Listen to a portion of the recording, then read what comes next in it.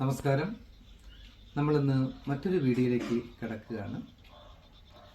പ്രതിഫലം നൽകിക്കൊണ്ട് സാധനമോ സേവനമോ വാങ്ങുന്ന ഒരാൾ ഉപഭോക്താവാണ്.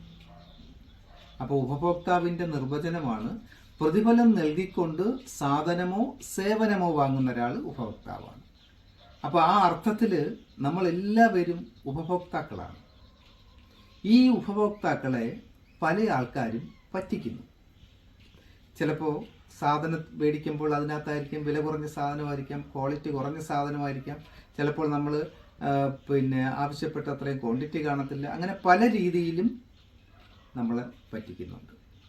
അതുപോലെ സേവനം, നമ്മൾ ഒരാൾക്ക് പൈസ കൊടുത്തുകൊണ്ട് സേവനം മേടിക്കുമ്പോൾ ആ സേവനത്തിനകത്ത് അപര്യാപ്തതയുണ്ടെങ്കിൽ നമ്മളെ പറ്റിക്കുകയാണ്.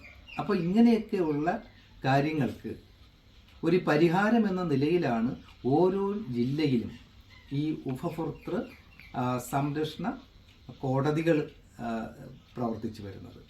എല്ലാ ജില്ലകളിലും ഉണ്ട് തർക്ക പരിഹാര കോടതി, കൺസ്യൂമർ പ്രൊട്ടക്ഷൻ ഫോറം, എല്ലാ ജില്ലകളിലും ഉണ്ട്.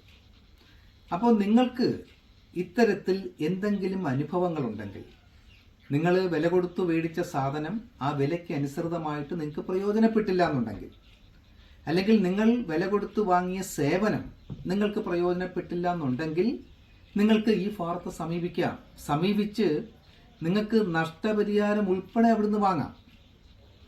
അതിനകത്ത് എന്തെല്ലാം വരുമ്പോൾ വിശാലമായ അർത്ഥത്തിൽ നിങ്ങൾ ചിന്തിച്ചാൽ നിങ്ങൾ ആലോചിച്ച് നോക്കുക, എന്തെല്ലാം കാര്യങ്ങൾക്ക് നിങ്ങൾക്ക് ഫോറത്തെ സമീപിക്കാം. നിങ്ങളുടെ ഫോൺ നിങ്ങൾ ചാർജ് ചെയ്യുന്നു ഒരു മാസത്തേക്ക് 325 രൂപ, അല്ലെങ്കിൽ 299 രൂപയോ 335 രൂപയോ ഒക്കെ കൊടുത്ത് ചാർജ് ചെയ്യുന്ന ഒരു മാസം. ആ ചാർജ് നിങ്ങൾ ആ എമൗണ്ട് കമ്പനിക്ക് അടയ്ക്കുമ്പോൾ ഒരു മാസം നിങ്ങൾക്ക് യാതൊരു തടസ്സവുമില്ലാതെ ആ ഫോൺ ഉപയോഗിക്കണം. ആ ഫോണിൻ്റെ കംപ്ലൈൻ്റ് അല്ലാതെ അവരുടെ നെറ്റ്വർക്കിന് യാതൊരു തടസ്സവും ഉണ്ടാവാൻ പാടില്ല. നിങ്ങളുടെ ഫോണിൽ എത്ര പേർക്ക് കൃത്യമായിട്ട് നെറ്റ്വർക്ക് കിട്ടുന്നുണ്ട്? നിങ്ങൾ എത്ര പേര് അതിനെക്കുറിച്ച് ആലോചിച്ചിട്ടുണ്ട്? ഇങ്ങനെയൊക്കെയുള്ള സാഹചര്യത്തിൽ ആ കമ്പനിക്കെതിരെ നിങ്ങൾക്ക് ഈ ഉപഭോക്തൃ കോടതിയെ സമീപിക്കാൻ പറ്റും. അതുപോലെ ഇലക്ട്രിസിറ്റിയിൽ മാസാമാസം കൃത്യമായിട്ട് ബില്ലടയ്ക്കുന്ന നമ്മൾ മണിക്കൂറുകളോളം ദിവസം കറണ്ട് കാണത്തില്ല. നമ്മളൊരു ഉപഭോക്താവ് എന്ന നിലയിൽ നമ്മൾ കൃത്യമായിട്ട് അതിൻ്റെ ഇവർ തരുന്ന സേവനത്തിന് പൈസ കൊടുക്കുന്നതാണ്. അപ്പോൾ എത്ര പേര് ഇങ്ങനെ ഇത്ര ദിവസം കഴിഞ്ഞ ഒരു മാസത്തിന് കൃത്യമായിട്ട് അവർ ബില്ല് തരും? അവരുടെ ബില്ല് നമുക്കറിയാമല്ലോ, ബില്ലെല്ലാം കൂടെ കണക്ക് കൂട്ടുമ്പോൾ വലിയൊരു ബില്ല് തുകയാവും. അപ്പം നമുക്ക് ഒരു മാസത്തിൽ പല ദിവസങ്ങളിലും മണിക്കൂറുകളോളം സപ്ലൈ കാണത്തില്ല.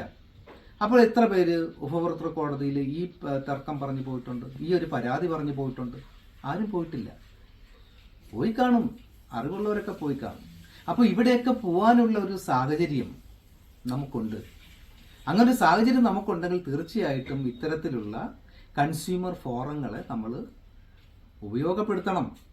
അങ്ങനെ പല ആൾക്കാർ പോകുമ്പോൾ ഈ പറയുന്ന കറണ്ട് കട്ടും കാര്യങ്ങളൊന്നും കാണത്തില്ല.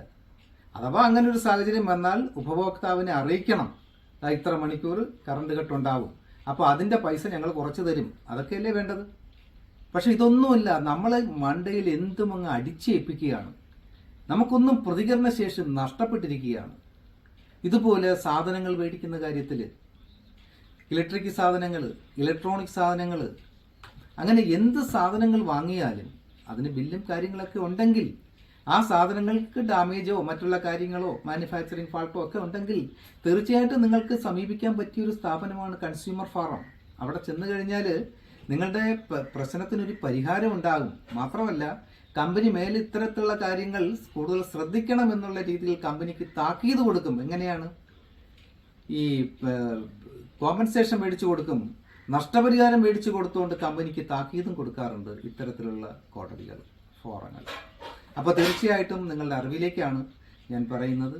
നിങ്ങൾക്ക് ഇത്തരത്തിൽ ഒരു കൺസ്യൂമർ എന്ന നിലയിൽ നിങ്ങൾ വഞ്ചിതരാകുവാണെങ്കിൽ അത് തീർച്ചയായിട്ടും ഈ കൺസ്യൂമർ ഫോറത്തിൻ്റെ മുൻപിൽ ഒരു പരാതിയായിട്ട് കൊണ്ടുവന്നതിന് പരിഹാരം കാണാൻ ശ്രമിക്കണം എന്ന് മാത്രം പറഞ്ഞുകൊണ്ട് നമുക്ക് മറ്റൊരു വീഡിയോയിലേക്ക് എത്തുന്നത് വരെ നന്ദി, നമസ്കാരം.